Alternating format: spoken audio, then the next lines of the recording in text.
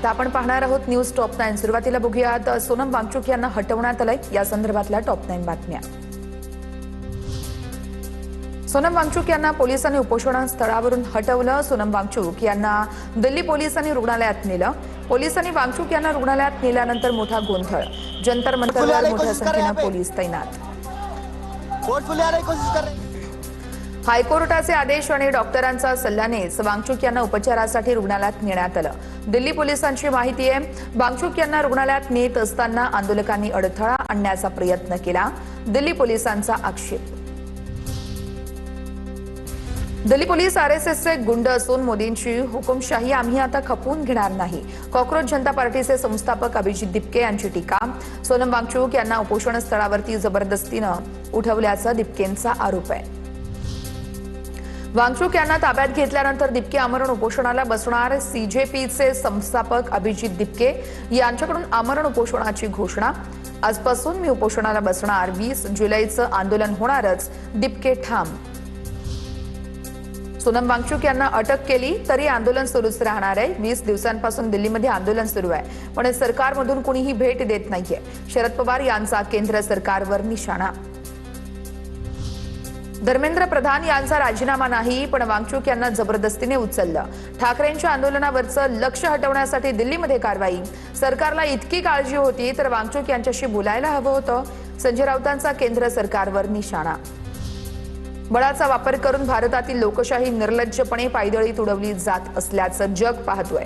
एखाद्या अकार्यक्षम मंत्र्याविरुद्ध विद्यार्थ्यांनी केलेली शांततापूर्ण निदर्शनही आता सहन होत नाहीत। सोनम वांगचुक यांना उपोषण स्थळावरून हटवल्यानंतर आदित्य ठाकरेंचं ट्विट। कोर्टातून ऑर्डर घेऊन तब्येतीचं कारण देत हे आंदोलन मोडलं। धर्मेंद्र प्रधान यांचा राजीनामा हा मूळ मुद्दा बाजूला ठेवला जातोय। या देशामध्ये आता हुकुमशाही सुरू झाली आहे। सोनम वांगचुक यांचं आंदोलन मोडल्यावरती सतेज पाटील यांची केंद्रावर टीका।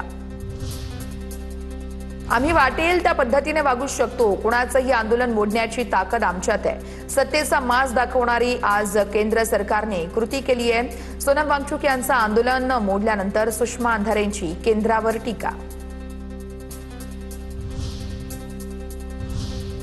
बघूया टॉप 9 मोठ्या राजकीय बातम्या। अमित ठाकरे आज दिल्लीमध्ये जाऊन वांगचुक यांची भेट घेणार। दिल्लीमध्ये दिल्ली पोलिसांनी वांगचुक यांना उपचारासाठी रुग्णालयात हलवलेलं आहे। सरकारला संसदीय अधिवेशन महत्वाचं आहे। 20 तारखेचं आंदोलन रोखण्याचा प्रयत्न। वांगचुक यांच्या 21 दिवसांच्या उपोषणानंतर जबरदस्ती रुग्णालयात नेलं। अंजली दमानी यांचा संताप। अयोध्येतील राम मंदिरातील जांचोरी विरोधात नागपूरमध्ये आज ठाकरेंच्या शिवसेनेचं रामरक्षा आंदोलन होणार। संध्याकाळी 4 वाजता नागपुरातील ऐतिहासिक रामनगर श्रीराम मंदिर परिसरात हे आंदोलन केलं जाणार। उद्धव ठाकरे आंदोलनामध्ये सहभागी होणार आहेत। राम मंदिरातील चोरीवरून भास्कर जाधवांचा भाजपवर हल्लाबोल। मातोश्री निवासस्थानी हनुमान चालीसा वाचणारे आता गप्प का? भाजपच्या नवनीत राणांवरती भास्कर जाधवांची टीका। जयंत पाटील भाजपात प्रवेश करणार नाहीत। काँग्रेसचे नेते सतेज पाटलांचं वक्तव्य। तर भाजपचे मूळ पदाधिकारी कुठे आहेत? बाहेरून आणलेल्यांना मोठी पदं दिली जात आहेत। सतेज पाटील यांचा भाजपवर निशाणा। राष्ट्रवादीच्या विलीनीकरणाचा मुद्दा 2 वर्षांपासून सुरू आहे, पण या सर्व चर्चा सुळे फेटाळत आहेत आणि आमचा त्यांच्यावरती विश्वास आहे। राष्ट्रवादीच्या विलीनीकरणावरती संजय राऊत यांची प्रतिक्रिया। विलीनीकरणाचा प्रस्ताव असेल तर दिल्लीमध्ये चर्चा होईल। विलीनीकरणाचा प्रस्ताव असल्यास आमदार खासदारांना सांगितला जाईल। मंत्री हसन मुश्रीफ यांची माहिती। तर विलीनीकरणावर त्यांनी प्रतिक्रियाही दिलेली आहे। केंद्रीय मंत्रिमंडळ विस्तारामध्ये शिवसेनेला 3 मंत्रिपदं मिळावीत यासाठी एकनाथ शिंदे आग्रही आहेत, सूत्रांची माहिती आहे। 1 कॅबिनेट आणि 2 केंद्रीय राज्यमंत्री पदं शिवसेनेला मिळणार असल्याची सूत्रांची माहिती आहे। महायुतीच्या नेत्यांना अजूनही महामंडळ वाटपाची प्रतीक्षाच आहे। महामंडळ वाटपाचा फॉर्म्युला ठरूनही अद्याप महामंडळ वाटप नाहीये। भाजपचे 48%, शिवसेनेला 26%, तर राष्ट्रवादीला 20% असा हा फॉर्म्युला असेल। महिनाभरात तरी महामंडळाचं वाटप होणार का, याकडे महायुतीतील निष्ठावंतांचं लक्ष आहे। आता बघूया आता टॉप 9 मोठ्या बातम्या। सांगलीमध्ये ईश्वरपूर नगराध्यक्ष पाठोपाठ आता मिरज पंचायत समिती सभापती आणि उपसभापती पद रद्द। जयंत पाटील यांना पाठोपाठ आता विशाल पाटील यांना मोठा दणका. सभापती उपसभापती निवडणुकीमध्ये अपारदर्शकता आणि सदस्य अपहरण प्रकरणी विभागीय आयुक्तांची कारवाई. तृप्ती देसाईंचा शालेय शिक्षण मंत्री भुसेंच्या ओएसडींवरती गंभीर आरोप आहे.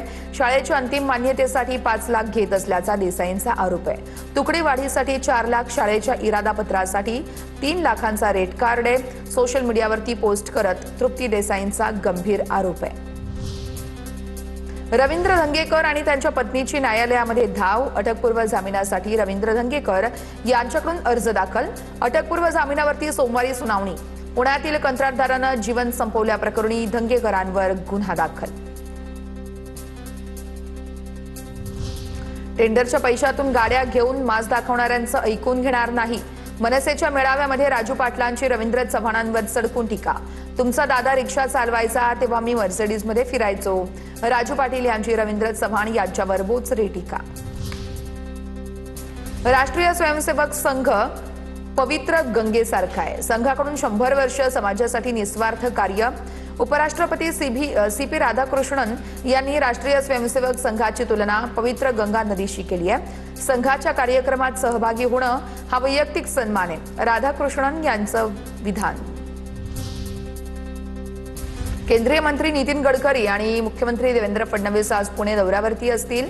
पुण्यातील 3 महामार्गांचं भूमिपूजन होणार आहे. दोन्ही उपमुख्यमंत्री उपस्थित असतील. खासदार सुप्रिया सुळे यांनाही कार्यक्रमाचं निमंत्रण. उपमुख्यमंत्री एकनाथ शिंदे उद्या पंढरपूर दौऱ्यावरती. आषाढी वारीच्या तयारीचा शिंदे आढावा घेणार आहेत. पंढरपुरातील विविध सोयी सुविधांचीही पाहणी केली जाईल. वसई विरार महापालिकेच्या महासभेत वाढीव पाणीपट्टीवरून गदारोळ. वाढीव पाणीपट्टीच्या मुद्द्यावरती विरोधी भाजप नगरसेवकांचा सभात्याग. पाणीपट्टीच्या मुद्द्यावरती चर्चा न करता भाजप नगरसेवकांची घोषणाबाजी. केरळच्या तिरुवनंतपुरममधील एका हॉटेलच्या लिफ्टमध्ये काँग्रेसचे खासदार शशी थरूर अडकले होते. जेव्हा Tharoor rotary club of Trivandrum ईस्टच्या स्थापना कार्यक्रमात सहभागी होण्यासाठी पोहोचले होते तेव्हा ही घटना घडली आहे. आता बघूया टॉप 9 महत्त्वाच्या बातम्या.